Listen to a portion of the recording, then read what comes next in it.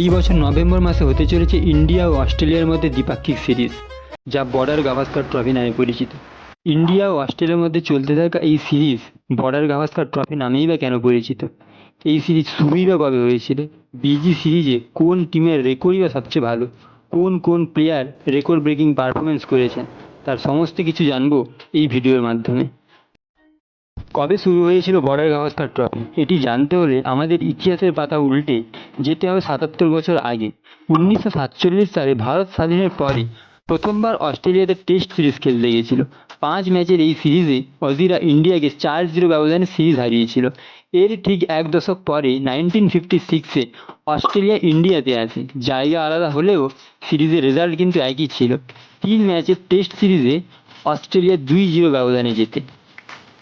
আগামী ২০ বছরের মধ্যে ইন্ডিয়া ও অস্ট্রেলিয়ার মধ্যে অনেক সিরিজ হয়েছে, কিন্তু বারবার টিম অস্ট্রেলিয়া ইন্ডিয়াকে ডমিনেট করেছে। এরপর ১৯৭৯-তে যখন অস্ট্রেলিয়া আবার ইন্ডিয়াতে আসে, তখন ভারতীয় ব্যাটসম্যান ও বোলারের বিপক্ষে অস্ট্রেলিয়া কিন্তু একটি ম্যাচও জিততে পারেনি। ৬ ম্যাচের এই টেস্ট সিরিজ ইন্ডিয়া ২-০ ব্যবধানে জিতে নেয়। ইন্ডিয়া প্রথমবারের জন্য অস্ট্রেলিয়ার বিপক্ষে টেস্ট সিরিজ জেতে। সাল ১৯৯২ আসতে আসতে ইন্ডিয়া ও অস্ট্রেলিয়ার মধ্যে ৫০টি দ্বিপাক্ষিক টেস্ট ম্যাচ হয়ে গিয়েছিল, যেখানে অস্ট্রেলিয়া ২৪টি ম্যাচ জিতেছিল এবং ইন্ডিয়া মাত্র ৮টি। এইভাবে ইন্ডিয়া ও অস্ট্রেলিয়ার মধ্যে ধারাবাহিক টেস্ট সিরিজ হতে থাকে, যা পরে বর্ডার গাভাস্কার ট্রফিতে রূপান্তরিত হয়। 1987-এ ইন্ডিয়ান ব্যাটসম্যান সুনীল গাভাস্কার বিশ্বের প্রথম ক্রিকেটার হিসেবে ১০,০০০ রানের গণ্ডি পেরোন। তারপর Australian cricketer Allan Border same record নিজের নামে করেন। গাভাস্কার ও অ্যালান বর্ডার নিজেদের দেশের হয়ে প্রথম ১০,০০০ রানের রেকর্ড ছোঁয়াতে তাদের সম্মান দেওয়ার জন্য ইন্ডিয়া ও অস্ট্রেলিয়ার মধ্যে যে টেস্ট ক্রিকেটের ধারাবাহিকতা চলে আসছিল, তাকে বর্ডার গাভাস্কার ট্রফি হিসেবে ঘোষণা করা হয়। আর এইভাবে বর্ডার গাভাস্কার ট্রফির সূচনা হয়। 1996-এ প্রথমবার বর্ডার গাভাস্কার ট্রফি খেলা হয়।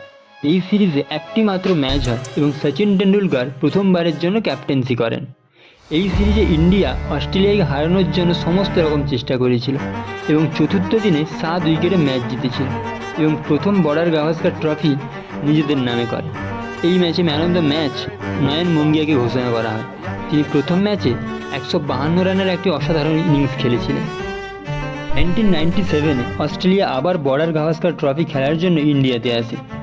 এই সিরিজে ৩টি ম্যাচ থাকে এবং অস্ট্রেলিয়া প্রথম সিরিজের বদলা নেওয়ার জন্য সমস্ত রকম প্রস্তুতি করতে থাকে, কিন্তু সচিন টেন্ডুলকার ও মোহাম্মদ আজহারউদ্দিনের অসম্ভব ভালো ব্যাটিং পারফরমেন্সের জন্য ইন্ডিয়া পুনরায় এই সিরিজ ২-১ ব্যবধানে জিতে নেয়। সচিন টেন্ডুলকারের অসাধারণ পারফরমেন্সের জন্য তাকে প্লেয়ার অফ দ্য সিরিজ ঘোষণা করা হয়েছিল। 1999-এ প্রথমবারের জন্য যখন বর্ডার গাভাস্কার ট্রফি অস্ট্রেলিয়াতে হলো, তখন হারের হ্যাট্রিক ও সমস্ত রকম লজ্জার হাত থেকে বাঁচার জন্য যে কোনো প্রকারে এই সিরিজ জিততে হতো অস্ট্রেলিয়াকে এবং হোম গ্রাউন্ডে ৩ ম্যাচের সিরিজে অস্ট্রেলিয়া ইন্ডিয়াকে হোয়াইট ওয়াশ করে। সিরিজের ৩টি ম্যাচ হেরে ইন্ডিয়াকে ফিরতে হয়েছিল দেশে। সাল ২০০১-এ অস্ট্রেলিয়া পুনরায় ইন্ডিয়াতে আসে এবং সিরিজের প্রথম ম্যাচে অস্ট্রেলিয়া ১০ উইকেটে জয়লাভ করে। সেকেন্ড টেস্ট হয়েছিল ইডেন গার্ডেন্সে। প্রথমে ব্যাট করে অস্ট্রেলিয়া ৪৪৫ রান করে। ইন্ডিয়া টিম ১৭৫ রানে অল আউট হয়ে যায়। ফলো অন না করতে পারায় ইন্ডিয়াকে পুনরায় ব্যাট করতে পাঠানো হয়। এই ম্যাচে যেখানে ভিভিএস লক্ষ্মণ ২৮১ রানের ইনিংস খেলেন এবং তৎসহ রাহুল দ্রাবিড়ের সাথে ৩৭৬ রানের পার্টনারশিপ করেন এবং অস্ট্রেলিয়াকে ৩৮৪ রানের টার্গেট দেয়। সর্বজনের স্পিন বোলিংয়ের সামনে অস্ট্রেলিয়া কোনো ব্যাটসম্যান টিকতে পারেনি। জীবনের প্রথম হ্যাট্রিকটি তিনি এই ম্যাচেই করেছিলেন এবং গোটা অস্ট্রেলিয়াকে ২১২ রানে অল আউট করেছিলেন।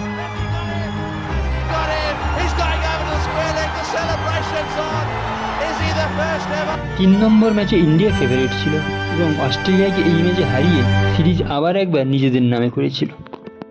২০০৩ সালে ইন্ডিয়া অস্ট্রেলিয়াতে যায়। এই সিরিজের ইম্পর্টেন্স এটাই ছিল যে 1981-এর পর ইন্ডিয়া অস্ট্রেলিয়াতে একটি ম্যাচও জিততে পারেনি। সিরিজের প্রথম ম্যাচ ড্র হয়ে যায়। সেকেন্ড ম্যাচ ইন্ডিয়া জয়লাভ করে। ২২ বছর পর অস্ট্রেলিয়ার মাটিতে ইন্ডিয়া প্রথম জয়লাভ করে। থার্ড ম্যাচ অস্ট্রেলিয়া জয়লাভ করে এবং ফোর্থ ম্যাচ পুনরায় ড্র হয়। এইভাবে বর্ডার গাভাস্কার ট্রফি প্রথমবার ড্র দিয়েই শেষ হয়েছিল। এ পর্যন্ত ইন্ডিয়া অস্ট্রেলিয়ার সমস্ত রেকর্ড তো ভেঙেই দিয়েছে। যে টিম নিজেদের ক্রিকেটের বাদশা মনে করত টিম ইন্ডিয়া তাদের ডমিনেট করত, কিন্তু টিম অস্ট্রেলিয়াকে এই একটি স্টেডিয়ামে 1990-এর পর কোনো টিমই হারাতে পারেনি, সেটি গাব্বা স্টেডিয়াম। 2020 সালে অস্ট্রেলিয়াতে বর্ডার গাভাস্কার ট্রফির আয়োজন করা হয়েছিল। টিম ইন্ডিয়া এই সিরিজে হ্যাট্রিক করার জন্য নেমেছিল, কিন্তু প্রথম ম্যাচে আনফর্চুনেটলি খারাপ পারফরমেন্সের জন্য টিম ইন্ডিয়াকে হারতে হয়েছিল। প্রথম ম্যাচের সেকেন্ড ইনিংসে ইন্ডিয়া মাত্র 36 রানে অল আউট হয়ে যায়। ক্রিকেট দুনিয়ায় ইন্ডিয়ার খুব মজা ওড়ানো হয়, সোশ্যাল মিডিয়াতে মিম আর নিন্দের ঝড় উঠতে থাকে। সিরিজের সেকেন্ড টেস্ট ইন্ডিয়া জয়লাভ করে এবং থার্ড টেস্ট ড্র হয়। ফোর্থ টেস্ট গাব্বাতে খেলা হয়েছিল, যেখানে অস্ট্রেলিয়াকে শেষ 32 বছরে কেউই হারাতে পারেনি। ইন্ডিয়ার কাছে এটি একটি কঠিন পরীক্ষা ছিল এবং ফার্স্ট রেকর্ডও অস্ট্রেলিয়ার পক্ষে ছিল। ইন্ডিয়ার বেশ কিছু সিনিয়র প্লেয়ার যেমন অশ্বিন, কেএল রাহুল, হনুমা বিহারি, মোহাম্মদ শামি চোটের কারণে টিমের বাইরে ছিল। বিরাট কোহলিও দলে ছিল না। বেশ কিছু নতুন প্লেয়ার টেস্ট ক্রিকেটে ডেবিউ করছিল। অস্ট্রেলিয়ার কাছে টিম ইন্ডিয়াকে দুর্বল ও এক্সপিরিয়েন্সলেস লাগছিল। গাব্বার ম্যাচ এবারেও জেতা অসম্ভব লাগছিল টিম ইন্ডিয়ার কাছে, বাট এই একমাত্র টিম যে অসম্ভবকে সম্ভব করতে পারে। প্রথম ইনিংসে অস্ট্রেলিয়া 33 রানের লিড পেয়েছিল। সেকেন্ড ইনিংসে ব্যাট করে অস্ট্রেলিয়া ইন্ডিয়াকে 328 রানের টার্গেট দেয়। শুভমান গিল ও ঋষভ পান্তের ভালো ইনিংসের জন্য ইন্ডিয়া 3 উইকেটে ম্যাচ জিতে নেয় এবং back to back third time India busy trophy নিজেদের নামে করে এবং পর দুটো টেস্ট সিরিজ ইন্ডিয়া অস্ট্রেলিয়াতে জেতে। He's got an injury with the groin. It goes as far as the fence. India, incredible. 2023 সালে লাস্ট বর্ডার গাভাস্কার ট্রফি খেলা হয়েছিল এবং ওই সিরিজও ইন্ডিয়া জিতেছিল। 2014 সালে অস্ট্রেলিয়া শেষবারের মতো এই সিরিজ জিতেছিল। নভেম্বরে আবার বর্ডার গাভাস্কার ট্রফি হতে চলেছে এবং প্রথমবারের জন্য এটি 5 ম্যাচের সিরিজ হতে চলেছে। এই সিরিজে একটি পিঙ্ক বল টেস্ট ম্যাচ রাখা হয়েছে। এখনও অবধি দুই দেশের মধ্যে 16টি সিরিজ খেলা হয়েছে, যেখানে ইন্ডিয়া 10টি এবং অস্ট্রেলিয়া 5টি সিরিজে জয়লাভ করেছে এবং একটি সিরিজ ড্র হয়েছে। সিরিজে যদি অন্যান্য রেকর্ড নিয়ে আলোচনা করি তাহলে সবচেয়ে বেশি রানের রেকর্ডটি রয়েছে সচিন টেন্ডুলকারের নামে। তিনি মোট 3262 রান করেছেন। তারপর রিকি পন্টিংয়ের নাম আছে। বর্ডার গাভাস্কার ট্রফিতে সবচেয়ে বেশি ম্যাচ ও সেঞ্চুরির রেকর্ডটিও কিন্তু সচিন টেন্ডুলকারের নামে। তিনি 33 ম্যাচে 9টি সেঞ্চুরি করেছেন। বেস্ট ক্যাপ্টেন্সি MS ধোনি, তার আন্ডারে টিম ইন্ডিয়া 8টি ম্যাচ জেতে।